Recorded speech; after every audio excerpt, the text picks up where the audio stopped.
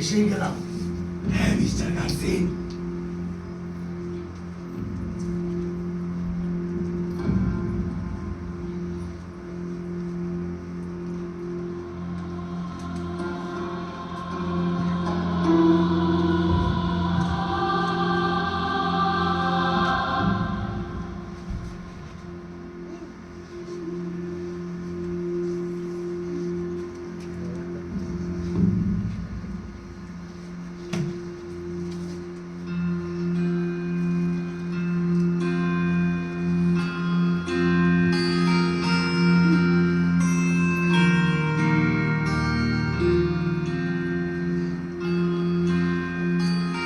দ্বিতীয় সাম্রাজ্যের আমলের সব জিনিস দেখছি।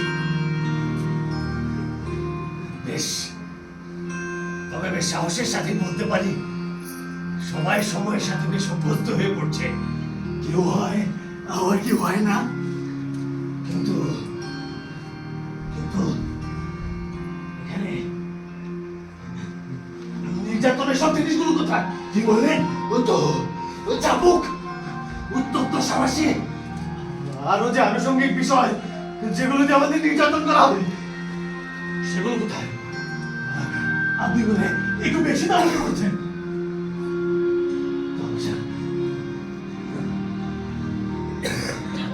মোটেই তামাশা করছি না, মোটেই তামাশা করছি না।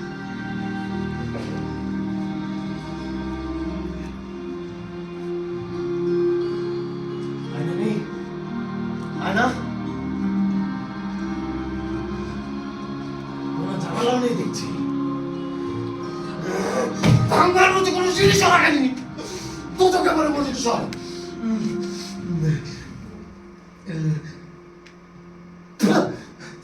আমার জন্য অন্তত একটা ব্রাশ তো রাখতে পারতো। খুব ভালো, আপনি এখনো দেখছি আপনার কি জন্য বলে আপনার ও আত্মসম্মান। মাফ করবেন স্যার, এই ব্যাপারটাই আমার খুব হাসি পাচ্ছে। দেখো, আমি আমার অবস্থা সম্পর্কে বেশ সচেতন। আমি জানি আমার সাথে কি হতে চলেছে। দীর্ঘ 1 মাস যাবৎ আমি নরকে আছি। আমি জানি আমার সাথে কি হবে, কিন্তু আমি তোমার এই বেয়াদবি সহ্য করবো না। এখানে যারা আসে সবাই আমাকে একই ধরনের প্রশ্ন করে, তুচ্ছ প্রশ্ন সব। আপনিও কি আপনার মাথা কাটাতে পারছেন না?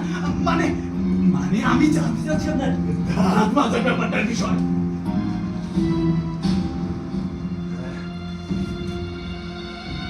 তুমি হয়তো ঠিকই বলছো, কিন্তু তবু বলো তো, মানুষ কেন বারবার আয়নায় নিজের মুখ দেখতে চায়? দেখো,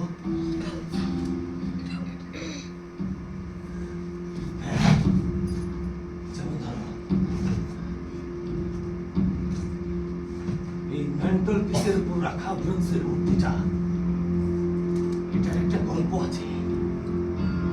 আমার কেন যেন মনে হচ্ছে এমন একদিন আসবে যেদিন আমি এই মূর্তিটার দিকে অপরূপ দৃষ্টিতে তাকিয়ে থাকবো। তোমাকে এসব প্রশ্ন করে লাভ নেই। আমার মনে হয় তোমাকে এসব প্রশ্ন উত্তর দিতে বারণ করা হয়েছে। তোমাকে প্রশ্ন করতে চাচ্ছি না।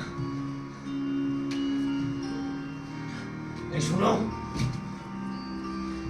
এই বাতির সুইচগুলো কোথায়? এখানে কোনো সুইচ নেই। হ্যাঁ,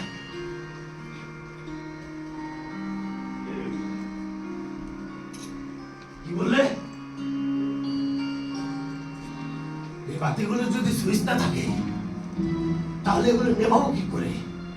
যদি কর্তৃপক্ষ চায় আমি বাতি নেভাতে পারি, কিন্তু কোনোদিন এই বাতি নিভেছে কিনা আমি মনে করতেই পারছি না। আমি তোমাকে আগেই বলেছি তুমি আমার সাথে প্যাচ কাটিয়ে কথা বলবে না। যদি এই বাতিগুলো না নেবে তাহলে কি এখানে সবসময় চোখ খোলা রেখে বাঁচতে হবে? বাঁচতে হবে? কি বললেন? কি বলেন আপনি? এই, তোমাকে আমি আগেই বলেছি তুমি আমার সাথে প্যাচ কাটিয়ে কোনো কথা বলবে না। আমি যদি এই ব্রোঞ্জের মূর্তিটা দিয়ে এই বাতিগুলোর উপর আঘাত করি, এই বাতিগুলো কি আর জ্বলবে? ওটা নাড়তেই পারবেন না, ওটা অনেক ভারী।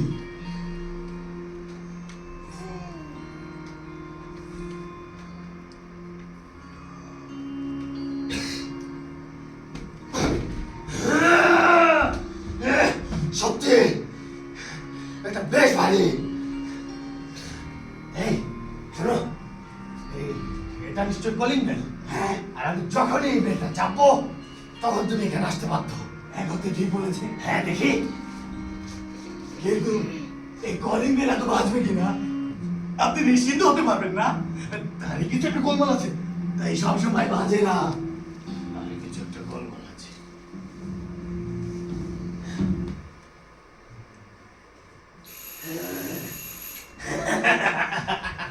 এখন তো বেশ ভালোই কাজ করছে। আমার সাথে কাছাকাছির কথা বলা, তাই তো দেখছি। কিন্তু আমি যদি আপনার জায়গায় থাকতাম এটার উপর ততটা ভরসাই করতাম না। এখানে তো ব্যবসা করলাম কেন?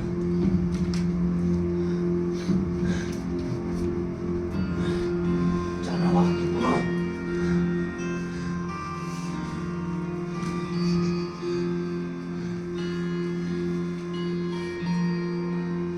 এই, তোমাদের এখানে কি কোনো বইপত্র আছে? নেই? তাহলে এটার কাজ জানি না,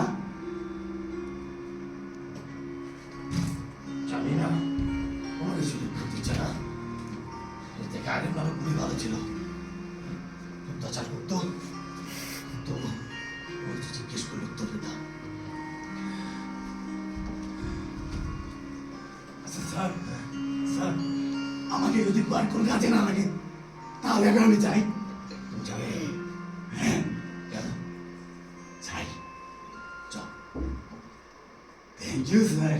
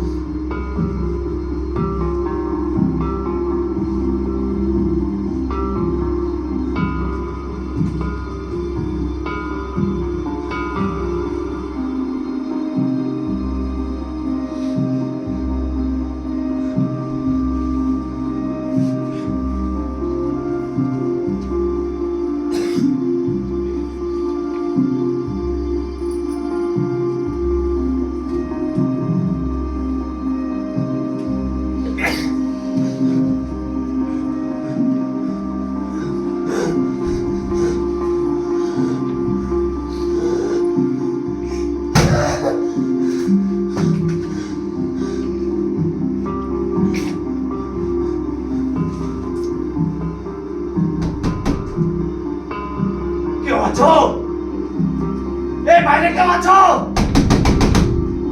দরজাটা একটু খুলবে?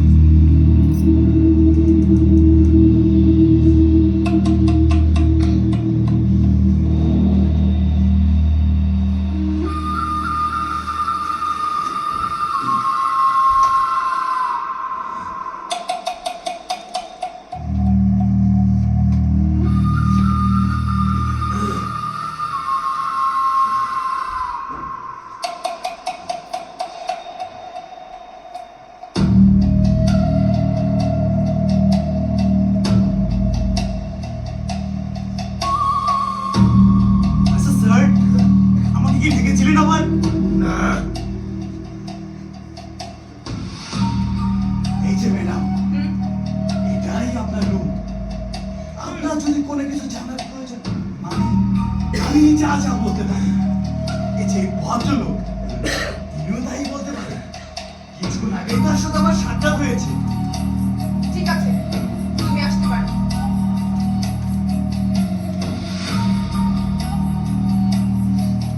ফ্লোরেন্স কোথায়? এক্সকিউজ মি, আপনি কি শুনতে পাচ্ছেন? ফ্লোরেন্স কোথায়? দুঃখিত, এই বিষয়ে আমার কোনো ধারণা নেই।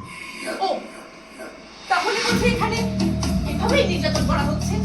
বেশ, আপনি যেহেতু ফ্লোরেন্সের ব্যাপারে কিছু জানেন না, আপনি আমার ব্যাপারেও কিছুই জানতে আসবেন না, এমনকি কোনো সিদ্ধান্ত নিতে পারবেন না। ম্যাডাম, ফ্লোরেন্স একটা বোকা বাচ্চা মেয়ে ছিল। এক্সকিউজ মি ম্যাম, আপনি আসলে আমাকে কি মনে করছেন? আপনি অবশ্যই একজন নির্যাতনকারী। কি? আমি নির্যাতনকারী? হ্যাঁ, আমাকে দেখে আপনার তাই মনে হলো? অবশ্যই। আমি নাকি এখন নির্যাতনকারী? নির্যাতনকারী? আচ্ছা, যাই হোক, দুঃখিত, এটা আপনার কোনো দোষ নেই। সমস্ত দোষ ওই কর্তব্যটা। উচিত ছিল এখানে এসে আপনার সাথে আমাকে একটু পরিচয় করে দেওয়া। আসলে কি, আমি আমার নিজের পরিচয় নিজে দিতে বেশি স্বাচ্ছন্দ্য বোধ করি। আমি মিস্টার জোসেফ গার্সেন, একজন সাংবাদিক, একজন বিজ্ঞ লোক, আর আমি আর আপনি কিন্তু একই নৌকার সহযাত্রী। মুখটা থামান। যাই হোক, আপনি আমার কথা হয়তো বিরক্তি বোধ করছেন, কিন্তু আমি আপনাকে একটা কথা জিজ্ঞেস করতে চাই না। আপনি এখানে আসবার পর আপনি বললেন যে আমি একজন নির্যাতনকারী। তার মানে একজন নির্যাতনকারী বৈশিষ্ট্য সে সম্পর্কে নিশ্চয়ই আপনার ধারণা আছে? অবশ্যই আছে। যদি বলতেন please। তাদের দেখলেই ভীত মনে হয়। চেহারায় একটা আতঙ্কিত ভাব বিরাজ করে। কি বলছেন? কিন্তু আমার আতঙ্কিত, কি আশ্চর্য বিষয়, তাই না? যাদেরকে ওরা নির্যাতন করছে তাদের দেখে ওরা আতঙ্কিত হচ্ছে। হ্যাঁ,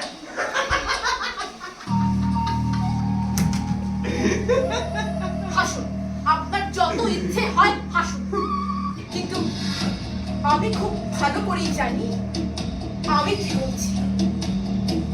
কেননা রোজ আয়নার সামনে দাঁড়িয়ে আমি আমার নিজের চেহারা দেখি। আয়নার সামনে দাঁড়িয়ে নিজের চেহারা দেখে? আয়নায়? কি অদ্ভুত দেখুন তো, এই পুরো রুমটাতে আয়না সদৃশ একটা জিনিস ওরা রাখেনি। যাই হোক, আমি আপনাকে একটা বিষয়ে নিশ্চিত করে বলতে চাই। শুনুন না, একটু শুনুন। ও দুঃখিত, আসলে আমি কিন্তু মোটেই ভীত কিন্তু আতঙ্কিত নই। আসলে আমি একজন শান্তিপ্রিয় মানুষ। ওহ, আপনার মুখ!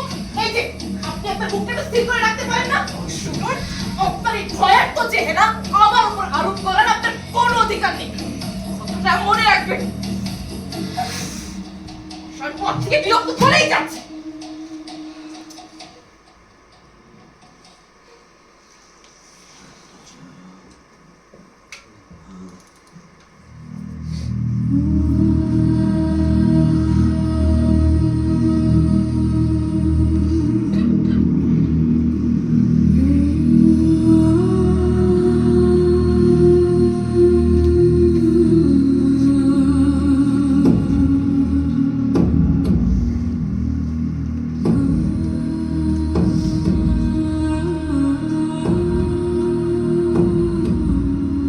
না! না! না! আমার দিকে একদম তাকাবে না! একদম না! আমি আমি জানি তুমি তুমি তুমি তোমার হাত দুটো দিয়ে কি লুকানোর চেষ্টা করছো। আমি আমি জানি তোমার তোমার মুখ দেখাবার মতো আর আর কোনো কিছু অবশিষ্ট নেই।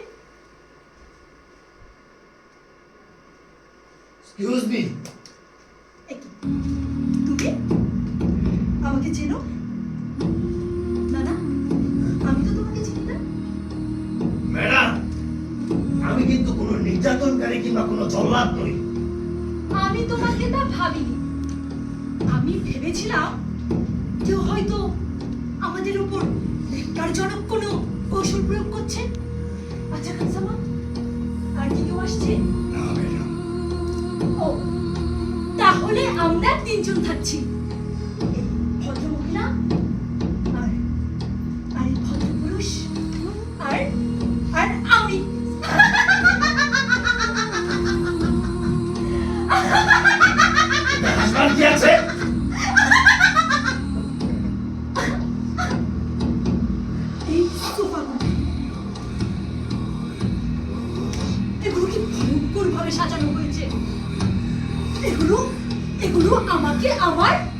বিরক্তিকর পুরি খাওয়ার বাসার কথা মনে করিয়ে দিচ্ছে।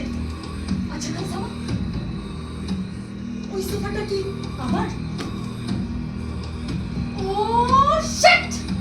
ভাবতে বিরক্ত লাগছে, আর দেখতে তো অসহ্য লাগছে। আমি পরে আছি ফিকে, আর এটার রং গাঢ় সবুজ। এক্সকিউজ মি, আপনি চাইলে এইটা আমার সোফা, এখানে বসতে পারেন।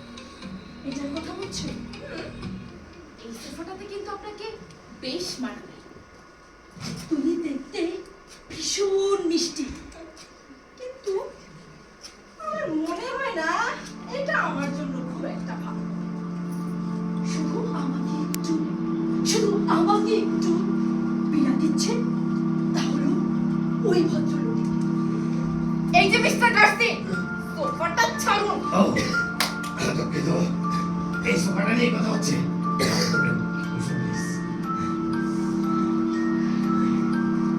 আচ্ছা বেশ, আমরা যেহেতু এখানে তিনজন থাকবো, সেহেতু আমার মনে হয় আমাদের তিনজনের পরিচিত হওয়া দরকার।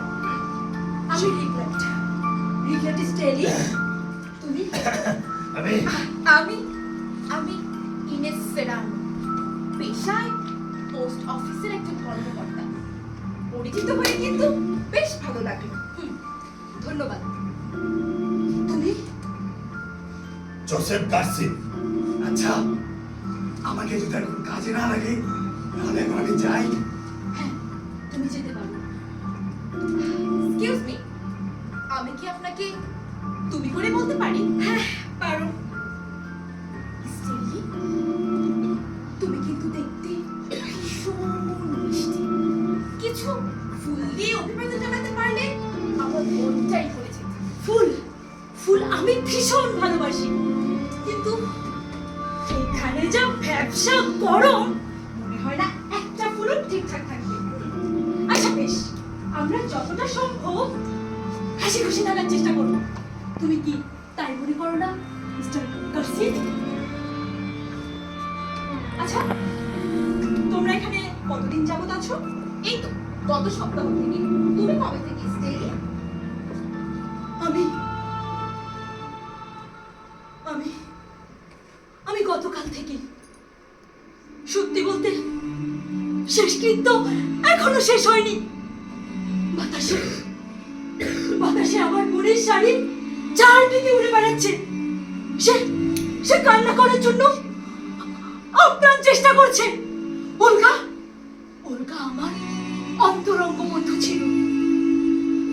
স্টেলি, তুমি কি খুব কষ্ট পেয়েছো? না, বেশিরভাগ সময় আধা চেতন ছিলাম। কিন্তু এমন কি হয়েছিল তোমার? কলেরা। তোমার? গ্যাসের চুলা। আর আর তোমার মিস্টার গার্সি? 12টা বুলেট। হ্যাঁ, 12টা বুলেট আমার বুকটাকে বিদ্ধ করেছিল। মিস্টার গার্সি! দুঃখিত, আসলে আমি মৃতদেহের ভালো সঙ্গী নই। ওহো মিস্টার গার্সি, ওই মৃত শব্দটা ব্যবহার করবে না। ওটা তো স্থূল, অমার্জিত, সত্যি ভয়ঙ্কর। বলো বলো, আমরা অনুপস্থিতির দল। তুমি কতদিন ধরে অনুপস্থিত ছিলে মিস্টার গার্সি? 1 মাস। তোমার বাড়ি কোথায়? তুমি তুমি কোথা থেকে এসেছো? রিও থেকে এসেছি। আমি প্যারিস থেকে। ওখানেই আমার বাড়ি। আচ্ছা, তোমার কি ওখানে কেউ আছে? হ্যাঁ, আমার স্ত্রী।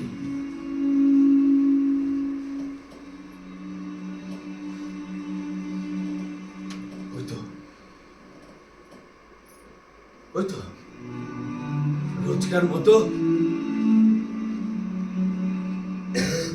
আজকেও ব্যারাকের দরজার সামনে এসে দাঁড়িয়েছে, কিন্তু ওরা ওকে ঢুকতে দিচ্ছে না। জানো, ও এখনো আমার অনুপস্থিতির বিষয়ে জানে না। ও কাঁদছে না, আর কখনো কাঁদেও নি। শুধুমাত্র ওর চোখ দুটো বিষণ্ণতায় আচ্ছন্ন। ওহ, কি বিরক্ত না করছো ওরাকে? তোমরা এত নিষ্ঠুর কেন? না, তোমরা এভাবে কেন অত্যাচার করছো? স্টেলি, স্টেলি, মিস্টার গার্সিন, কি হলো? তুমি আমার সোফায় বসেছো। ও দুঃখিত, আপনার সময় বসুন প্লিজ। মিস্টার গার্সিনকে নিয়ে আর পারি না। আচ্ছা, আমাদের তিনজনকে কেন একসাথে এখানে রাখা হয়েছে? আমি বলতে চাচ্ছি, কেন আমাদের তিনজনকে একসাথে থাকতে হবে? এই বিষয়টা আমি আন্দাজ করতে পেরেছি।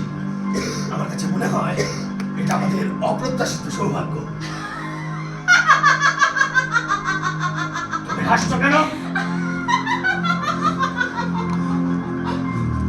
কেননা তুমি তোমার অপ্রত্যাশিত সৌভাগ্যের কথা বলে আনন্দ দিয়েছো। আচ্ছা, আমরা যে ঘরটাতে বসে আছি এটাও কি অপ্রত্যাশিতভাবে সাজানো? এই দেখো, স্টিলের সোফাটা সবুজ আর আমারটা মদের মতো রক্তিম। এটাও কি নিতান্তই আকর্ষণ? ওকে, চেয়ারগুলো তাহলে অদল বদল করো, তাহলেই তফাৎটা বুঝতে পারবে। এই এই ম্যাথিউ ডিসেম্বর রাখা মূর্তিটা, এটাও তোমাদের কাছে আকর্ষণ মনে হচ্ছে, তাই না? আর এখানে যে তুমি ব্যবসা করো, এটাও আকর্ষণ।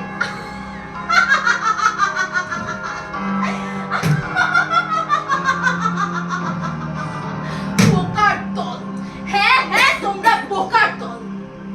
এখানে কোনো কিছুই আকস্মিক হওয়ার জন্য রেখে যাওয়া হয়নি।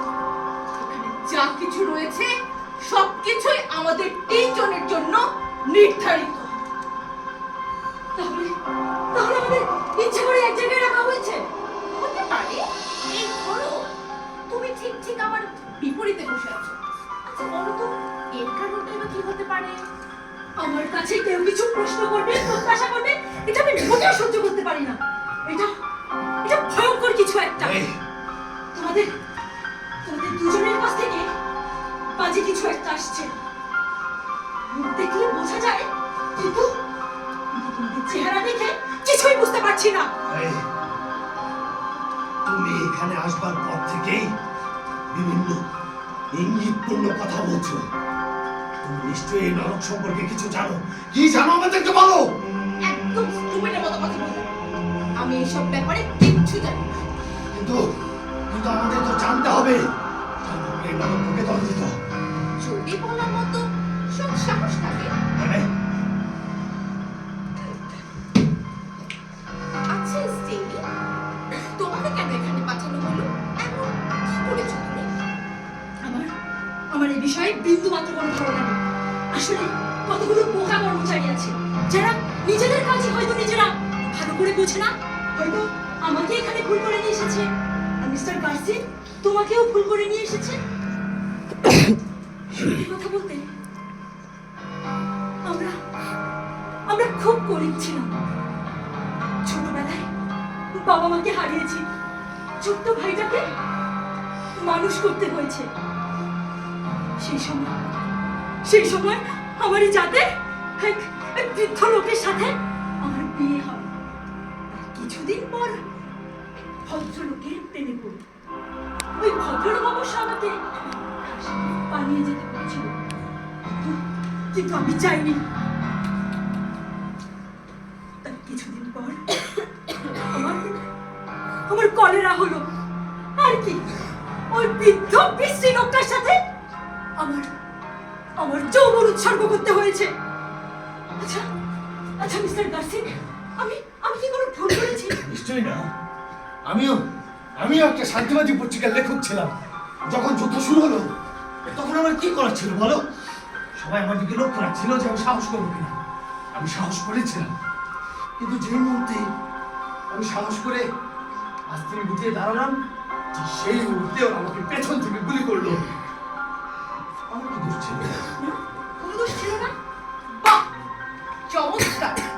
তোমার কথা শুনে মনে হচ্ছে আমরা তো কোনো পাপই করিনি, কেবলই নিরপরাধ।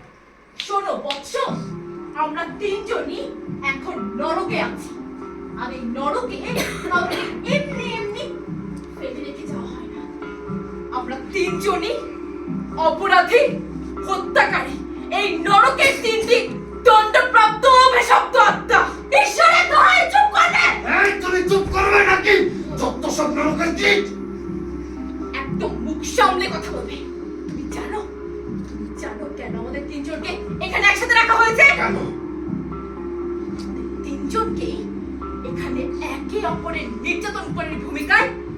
কাজ করতে হবে। কি কি বোঝাতে চাচ্ছ তুমি? হ্যাঁ স্টেলি, একদম ঠিক বলছি। আমাদের তিনজনকে এখানে একে অপরের নির্যাতনকারী ভূমিকায় কাজ করতে হবে। না, আমি কারো নির্যাতনকারী হতে পারবো না, আর আমি তোমাদের উপর কোনো অত্যাচার করতে পারবো না। এই শোনো, এক্সকিউজ মি, এই মুহূর্ত থেকে, ঠিক এই মুহূর্ত থেকে আমরা যার যার কোনায় অবস্থান করবো।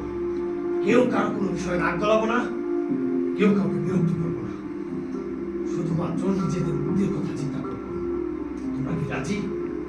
আমি রাজি। তুমি? আমিও রাজি। তাহলে বিদায়।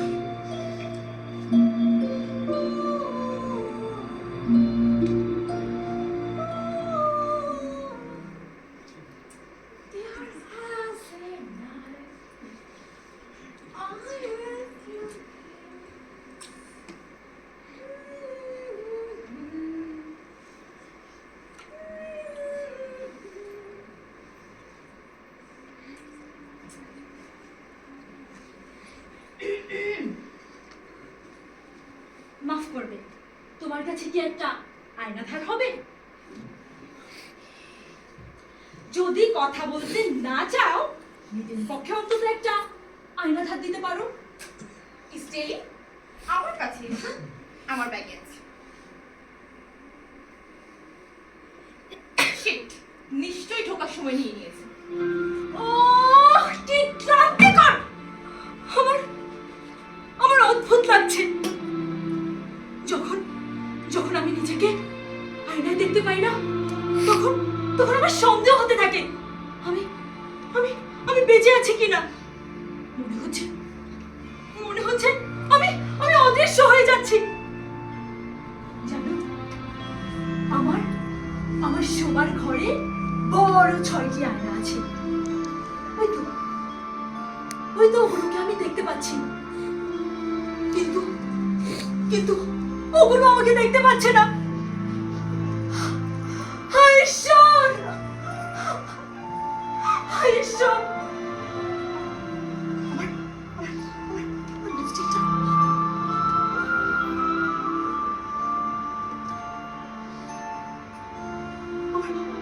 আমার লিপস্টিকটা আঁকা বাঁকা হয়ে যাচ্ছে। না, আয়না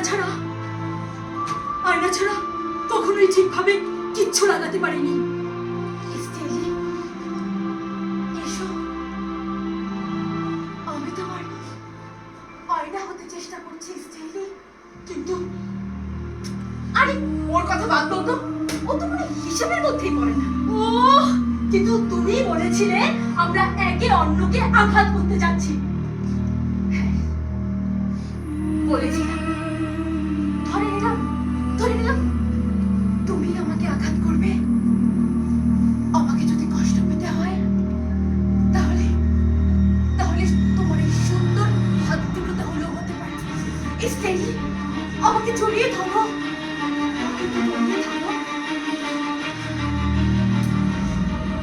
আমার চোখের দিকে তাকাও।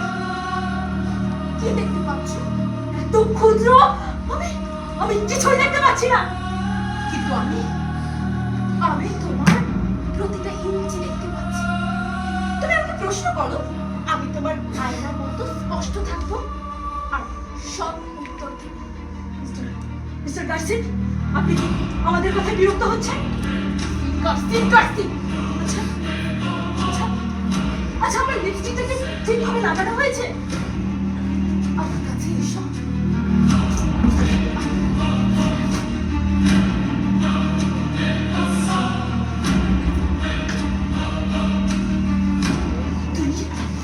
তুমি আমাকে আতঙ্কিত করছো।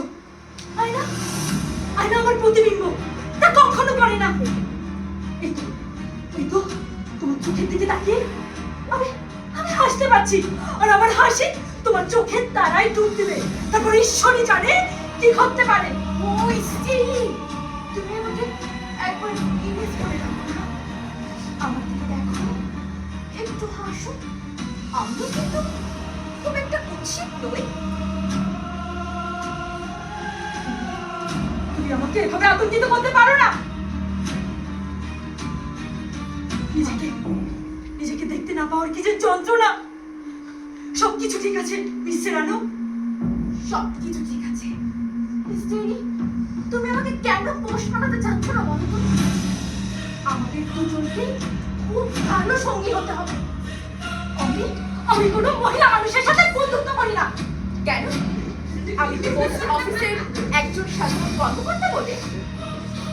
আচ্ছা, এইদিকে ঘুরে তোমার গাড়ির নিচে ওই লাল দাগটা কি?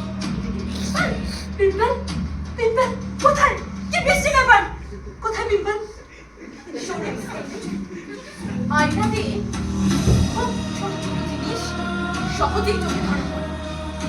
ধরো তোমার আয়না তোমার সাথে মিথ্যে বলতে শুরু করলো, আর তার সাথে আমার চোখ দুটো বন্ধ করে দিলাম। তখন তোমার এই সৌন্দর্য মধুর বাতাসে নষ্ট হয়ে যাবে। কিন্তু আমি তা করবো না। আমি তোমার কাছে চিরকালে সুন্দর থাকতে চাই স্টেলি।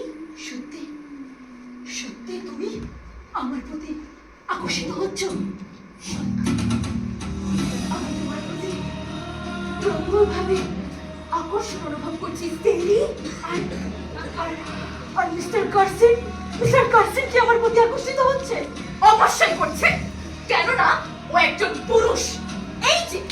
এই যে মিস্টার কার্সি, ভাঙ করো না। আমরা তোকে যা বলছিলাম তুমি সব শুনছি। হ্যাঁ, তোমাদের প্রত্যেকটা কথায় আমার মস্তিষ্কে ধপাস ধপাস করে পড়ছিল। এই, তোমাদের প্রতি না আমার বিন্দু মাত্র আগ্রহ নেই। দয়া করে আমাকে একটু শান্তিতে থাকতে দাও। ওকে, আমার প্রতি না হলে, কিন্তু এই ছোট্ট মেয়েটার প্রতি হ্যাঁ, তুমি যাকে ছোট্ট মেয়ে বলছো না, আপনাকে বিন্দু মাত্র আগ্রহ নেই। ধন্যবাদ, তুমি একটা ইতর। বেশ, আমি একটা ইতর, কিন্তু আমিও তোমাকে একটু চুপ থাকতে অনুরোধ করেছিলাম। ওর নিজে থেকে এসে আমাকে আয়না দিয়েছে মিস্টার কার্সিন। নো স্টেলি, নো। আমি তখন থেকে লক্ষ্য করেছি তুমি কার্সিনের দিকে দৃষ্টি আকর্ষণ করার চেষ্টা করছি। বেশ করেছি, কেন করবো না? ও ও, তোমরা দুজনে বদ্ধ পাগল। তোমাদের এই পাগলামো আমাদের কোথায় নিয়ে যাবে তাকে তোমরা ধারণা করতে পারছো? হ্যাঁ, আমরা নরকে আছি, আমরা নরকে আছি। দয়া করে এই মুহূর্তে চুপ থাকার চেষ্টা করবে, একটু নীরব থাকার চেষ্টা করবে। একজন আরেকজনের ভুলে যাওয়ার চেষ্টা করো, প্লিজ প্লিজ।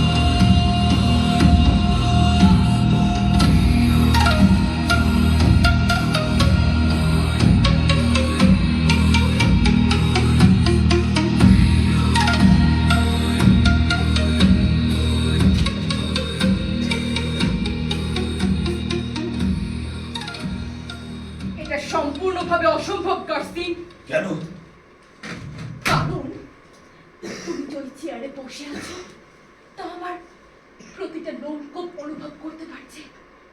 তোমার নীরবতা, তোমার বাস্তবতা গুলো ঘরের কাঁথার মতো। ঠিক ঠিক ঠিক ঠিক ঠিক ঠিক শব্দ করছে আমার মস্তিষ্কে। এই তো তুমি যে স্তূপটায় প্রতিশোধী হয়ে বসে আছো, কিন্তু তোমার অবস্থান সর্বত্র ছড়িয়ে আছে। কাশি, তোমার কথাগুলো আমার মস্তিষ্কে কাঁটার মতো আঘাত করছে। তোমার জন্য, একমাত্র তোমার জন্য স্টেইলি আমার সাথে খারাপ ব্যবহার করেছে। আমি তোমাকে শান্তিতে থাকতে দেবো না কাশি। আমার যা ইচ্ছে হয় তুমি তাই করো। এই শোনো, আমরা না নরকে আছি, আর এই নরকে তুমি আর আমি চাইলেই কোনো কিছু পরিবর্তন করতে পারবো না। ওরা আমাদেরকে এখানে কিভাবে রাখবে, ওরা আমাদের সাথে যে কিভাবে খেলবে, সবকিছু পূর্ব নির্ধারিত। তুমি আর আমি চাইলেই তা পরিবর্তন করতে পারবো না।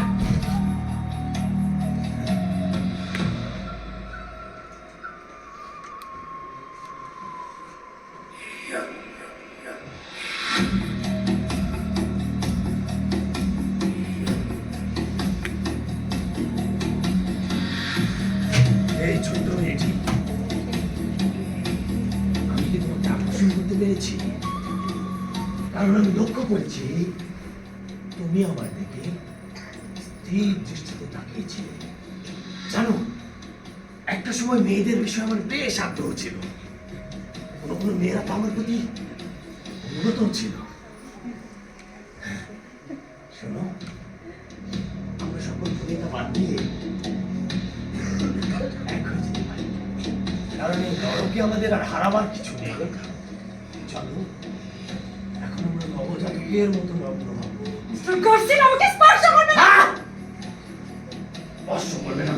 এই, আমি তোমার কাছে বেশি কিছু চাইনি, চেয়েছিলাম শুধুমাত্র একটু শান্তি আর একটু নীরবতা। কিন্তু তোমাদের দুজনের বকবকানির কারণে আমি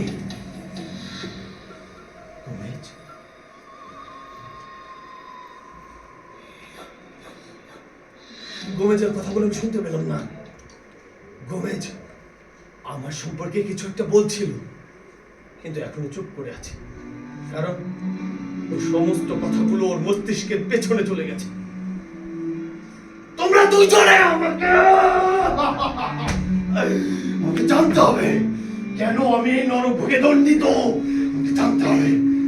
আমি কিন্তু খুব ভালো করেই জানি তুমি একজন পলাতক ছিলে কাশি। আমি একজন পলাতক ছিলাম না কি ছিলাম সেটা তোমাকে বলতে বলিনি আমি কখনো। শোনো, আমাদেরকে পরিষ্কার ভাবে জানতে হবে আমরা কেন এই নরকভোগে দণ্ডিত। এই নরকে নিশ্চয়ই কোনো পাপ ছাড়া আমাদের কেনা হয়নি। অবশ্যই আমাদের প্রত্যেকের কোনো না কোনো পাপ আছে যা আমরা প্রকাশ করছি না।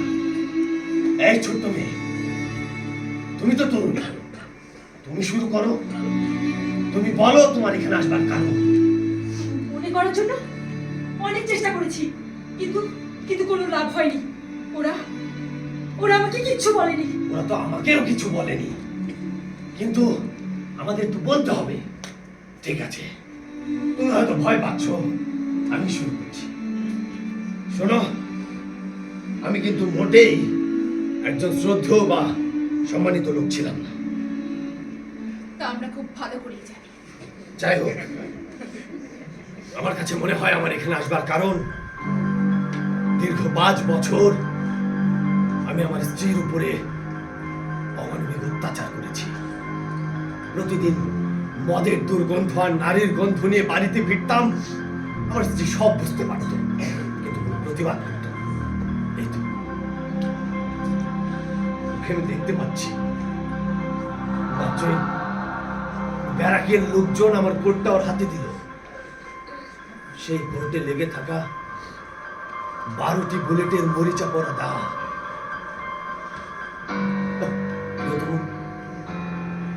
তুমি কি আমার জন্য এক ফোঁটা চোখের জলও ফেলতে পারো না? তুমি ওকে কেন আঘাত করতে কাশি? কারণ এটা বেশ সহজ ছিল। আমি আমার স্ত্রীর উপর যতই নির্যাতন করতাম আমার স্ত্রী কোনোদিন প্রতিবাদ করতো না। জানো, আমি সবসময় মানুষকে উত্তপ্ত করতে, বিরক্ত করতে, নির্যাতন করতে বেশ ভালোবাসতাম। ভালোবাসার জায়গা থেকে আমি আমার স্ত্রীকে নির্যাতন করি। আমার স্ত্রী তার কোনো প্রতিবাদ করতো না, কারণ আমার প্রতি ছিল ওর অগাধ শ্রদ্ধা আর ভালোবাসা। এই তো আমার কোটে লেগে থাকা বুলেটের দাগগুলোতে ও আঙুল বুলিয়ে দিচ্ছে আর আমাকে অনুভব করছে। আমাকে কেউ ভালোবাসে না আর শ্রদ্ধাও করে না। এটা খুব ভালো জিনিস। শোনো, আমি তোমাকে আরেকটু স্পষ্ট করে বলছি, আমার স্ত্রীর উপরে আমার অত্যাচারের মাত্রাটা কিরকম ছিল। আমি আমার বাড়িতে আমার সাথে থাকার জন্য একটা নিচু জাতের মেয়েকে নিয়ে আসি। আমার স্ত্রী সবকিছু জানতো, সব বুঝতেও পারতো। ও দোতলায় ঘুমাতো আর নিচের তলায় অনেক বেলা করে সেই মেয়েটিকে নিয়ে রাত কাটিয়ে আমি ঘুরতে ঘুরতাম। আর আমার স্ত্রী দোতলা থেকে আমার জন্য চা করে নিয়ে আসতো। ছি, তুমি একটা পশু, একটা আস্ত বর্বর। থু! পশু বলতে পারো, পরম প্রিয় পশু।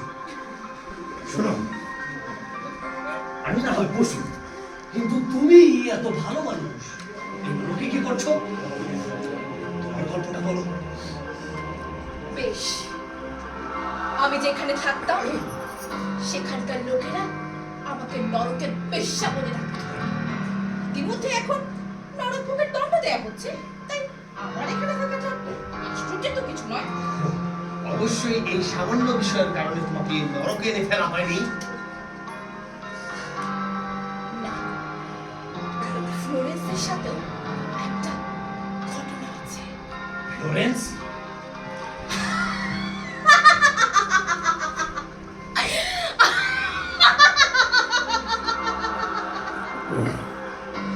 জানো কার্সি, ফ্লোরেন্সের স্বামীর কাছ থেকে না আমি তাকে আমার এই দুই হাতের মুঠোয় কেড়ে নিয়েছিলাম। ফ্লোরেন্সের হৃদয়ের আগুনে আমি দপদপ করে চলেছিলাম। ফ্লোরেন্স যতক্ষণ না পর্যন্ত গ্যাসের চুলা ছেড়ে আত্মহত্যা করেছিল।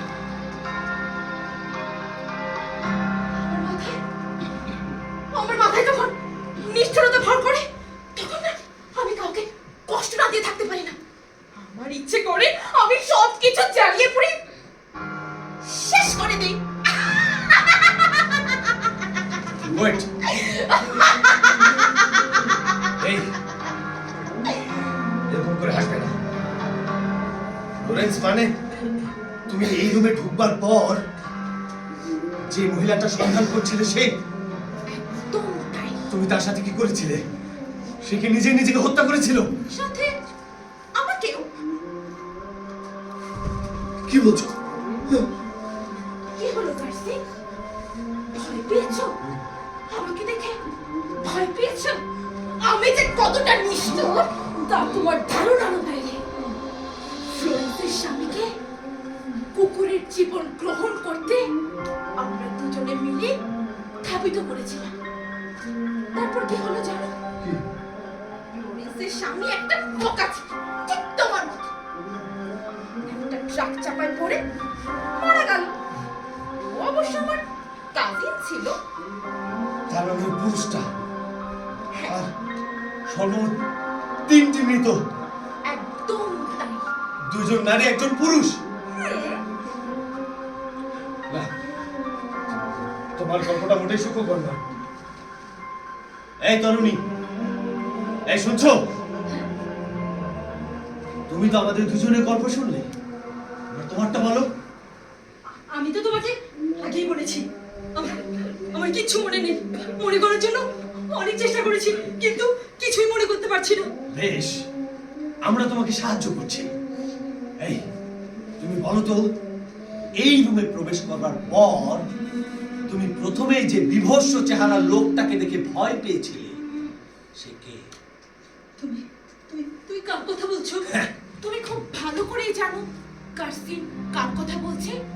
এইখানে প্রবেশের পর যাকে দেখে তুমি প্রথমে ভয় পেয়েছিলে। ও ও তো আমার এক বন্ধু হয়। ও তো আমার এক বন্ধু হয়। সে যদি তোমার বন্ধুই হবে তাহলে তুমি কেন তাকে দেখে ভয় পেয়েছিলে? মিস্টার গার্সিন, মিস্টার গার্সিয়া, ওটা আমার ব্যাপার না। এই সেই তোমার জন্য, একমাত্র তোমার জন্য লোকটা নিজেকে গুলি করে হত্যা করেছিল। তোমরা তোমরা দুজনেই আমার সাথে অত্যাচার করছো। আমাকে আমাকে এভাবে অত্যাচার করা মোটেও ঠিক হচ্ছে না। আমি আমি এখান থেকে যেতে চাই। যাও, করো। পারবে না। দরজা কারণ একটা খোলো। নির্দোষ লোক তোমার কারণে তার মস্তিষ্কে গুলি করেছিল, তার মস্তিষ্ক চূর্ণ বিচূর্ণ হয়ে গেছিল, একদম ভর্তা হয়ে গেছিল। তুমি যতই চেষ্টা করো এই নরকের দরজা কোনোদিন খুলবে না, কারণ এই দরজাকে তালা দেওয়া।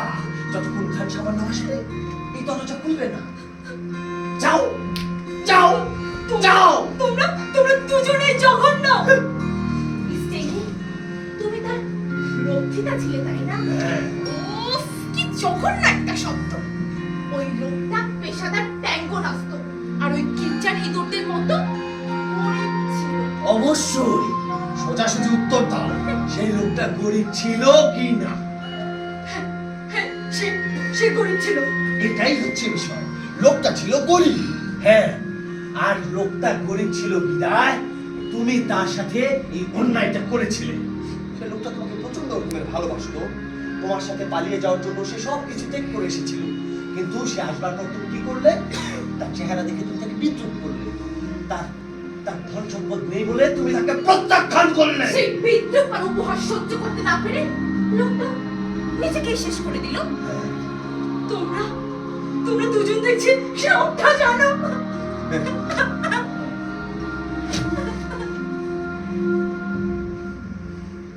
ইনেস, ইনেস, তুমিও কি ফ্লোরেন্সের সাথে তাই করেছিলে? হ্যাঁ, তোমরা তোমরা দুজন তোমরা দুজন আমাকে আমাকে ভুল বুঝছো।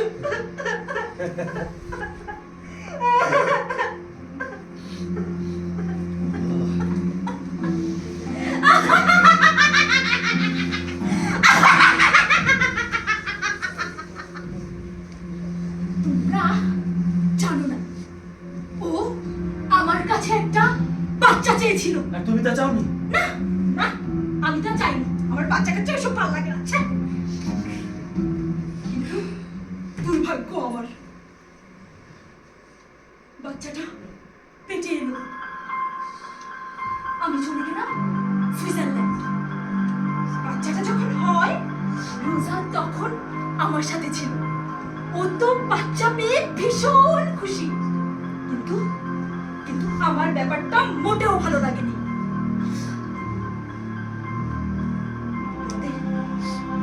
হ্রদের এক পাশে বেলকনি ছিল। আমি বাচ্চাটাকে করে নিয়ে যাচ্ছিলাম। বাচ্চাটাকে এক জায়গায় ফেলে একটা বড় মস্ত পাথর নেই, বাচ্চাটার গলার ভিতর পাথরটা একদম পেঁচিয়ে দেই। তারপর তারপর কি হলো শোনো তো। রোজারিটা দেখছিল, ও একদম ঝুঁকে দেখছিল। ও ও চিৎকার করছিল। ও বলছিল, স্টেলি, বাচ্চাটাকে মেরো না, ও একটা 6 মাসের বাচ্চা, ওকে ওকে প্লিজ মেরো না। কিন্তু আমি কোনো কথা শুনিনি। আমি একটা মস্ত বড় পাথর সমেত বাচ্চাটাকে ফেলে দিলাম। আর কি, আমি চলে গেলাম